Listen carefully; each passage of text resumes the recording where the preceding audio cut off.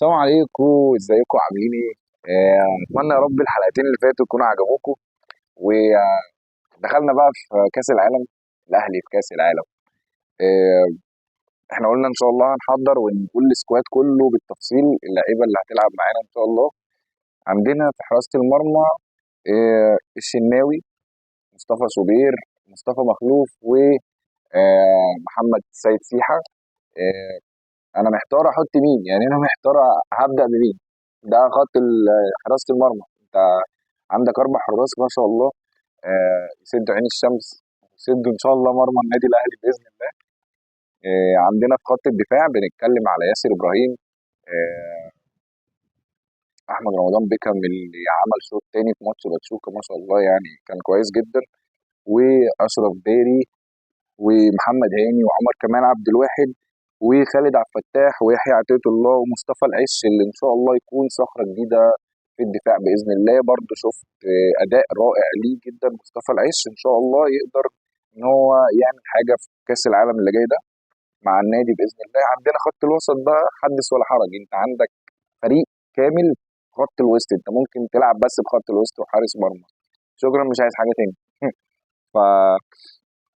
فبتتكلم في حمدي فتحي العائد من نادي الوكرة، احمد رضا، وتريزيجيه طبعا ابن النادي اللي بجد فعلا مقولة ابن النادي اللي اتقال على ابن النادي بجد، اللي يضحى واللي آه، يستاهل فعلا ان هو يبقى رمز من رموز النادي. محمود حسن تريزيجيه، احنا كنا بنقول في منتخب مصر صلاح وتريزيجيه، تخيل ان الاهلي بقى عنده تريزيجيه.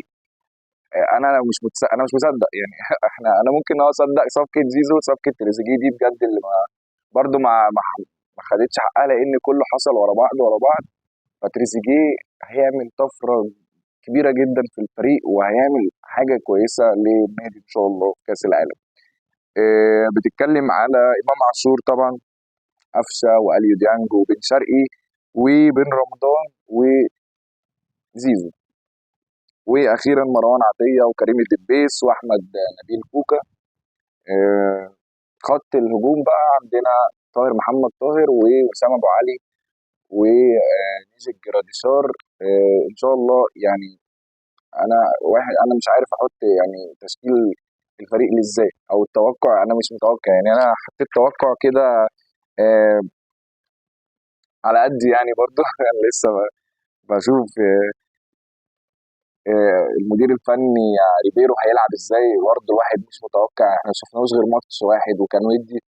بس نقدر نقول التشكيل، او اي حد هيقول تشكيل متوقع هيبقى بنسبه 50 60 70%.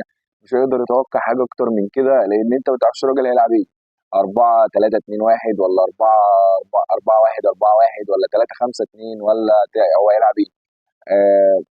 طبعا اي حد هيبص على ريبيرو او هيعمل ريسيرش عنه هيلاقيه راجل هجومي وبيلعب كرة حلوة لما كان مع اورلاندو بايرتس، ولكن آه، ممكن الراجل يلعب في اول الشوط بطريقه دفاعيه، بتشكيل دفاعي وبخط دفاع بيكون من 4 لعيبه، 2 سيرد باكات واثنين ظاهرين. وممكن يلعب ويغامر بقى ويلعب بطريقته، ولكن انا بفضل ان هو يبدا على الهادي.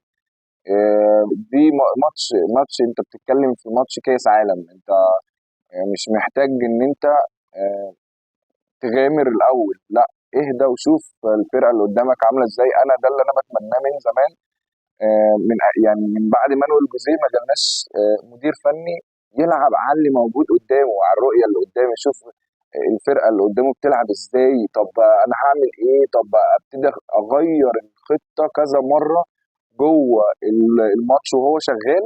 دي ما شفتهاش من ايام مانويل جوزيه يعني. كنت بشوف مع ريني فايلر ده، بس طبعا ما كملش ريني فايلر معانا. نفسي اشوف ده بقى موجود في ريبيرو. انا بسمع ان هو كده مدرب هجومي بيلعب بطريقه هجوميه، بيلعب باداء كويس، ولكن عايز اشوف ده. انت عندك فرقتين، انا مش عارف احط التشكيل بسبب ان انا في لعيبه كتير ما شاء الله، وكلهم ادائهم احسن من بعض. بس انا قلت تشكيل متوقع ان شاء الله، يعني لو هو هيلعب بالطريقه الدفاعيه في البدايه. آه طبعا زي ما قلنا حراسه المرمى الشناوي، او شوبير. يعني الشناوي خبره وراجل لعب كاس عالم قبل كده وكذا مره وكاس عالم كبار، فممكن يعني بنسبه 99% او 98% يبدا فيه، يعني يبدا بيه. في خط الدفاع ياسر ابراهيم وبيكم، ان شاء الله يبقى الثنائي ده كويس جدا مع بعض ويعملوا اداء كويس. ظهير ايسر هيبقى يحيى عطيه الله، وظهير ايمن محمد هاني. وفي خط الوسط حمدي فتحي وامام عاشور ومحمد علي بن رمضان. جناح الجناحين عندنا زيزو وتريزيجيه، ومهاجم طبعا صريح وسام ابو علي ان شاء الله. طبعا في الشوط الثاني لو هيعمل تغييرات بقى عندنا في خط الوسط طبعا عندنا اليو ديانج، وعندنا مروان عطيه. يعني برضو حمدي فتحي لو ما اداش كويس في الشوط الاول او كده، ممكن عندنا بديل مروان عطيه طبعا ممكن يقدر يدخله في الشوط الثاني. وزيزو طبعا هيلعب، ممكن يلعب 60 دقيقة ساعة كاملة أو أكتر على حسب مجريات المباراة هتبقى عاملة إزاي. وعندنا بديله إن هو حسين الشحات أو طاهر محمد طاهر. يعني بجد يا جماعة والله، يعني إحنا بنحمد ربنا إن إحنا معانا التشكيل السكواد ده والتشكيل. أنت مش عارف يعني تحط تشكيل عامل إزاي. دي طريقة.